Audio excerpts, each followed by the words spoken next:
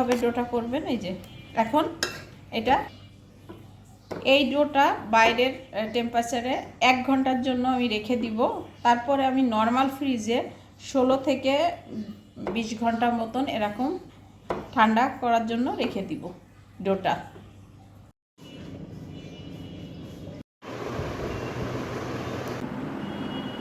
Sauce দিয়ে আগে নিচে দিয়ে দিব ভালোভাবে মাখিয়ে।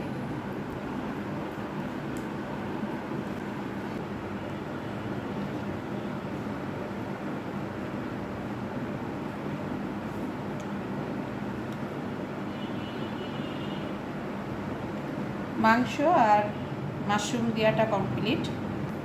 অলিভগুলো দিয়ে দিব উপর থেকে।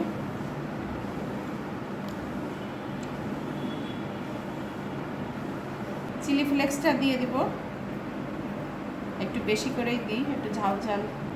অরিগানো ফ্লেভারের জন্যই। এখন 30 মিনিটের জন্য ওভেনে বেক করতে দিব। 30 মিনিটের জন্য তো দিবই, একটু পরে আমি উপর থেকে চিজটা দিয়ে দেবো। হওয়ার একটু আগে, না হলে একদম হার্ড হয়ে যায় চিজটা। তো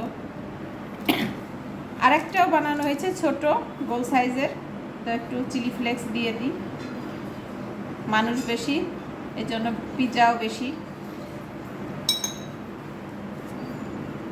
অরিগানো দিয়ে দিই।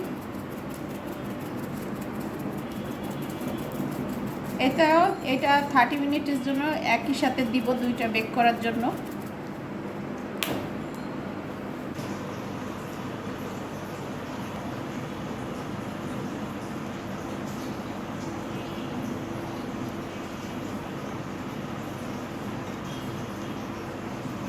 আসলে অনেক টেস্ট হয়েছে, দুটো পিজাই একদম খুব সফট হয়েছে প্রত্যেকটাই। যে এটার ব্রেডটাও দেখেন, ব্রেডটা কত সফট।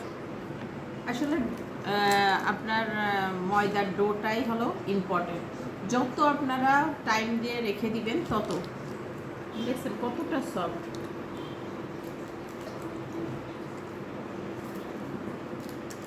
দুটোই মজা হয়েছে।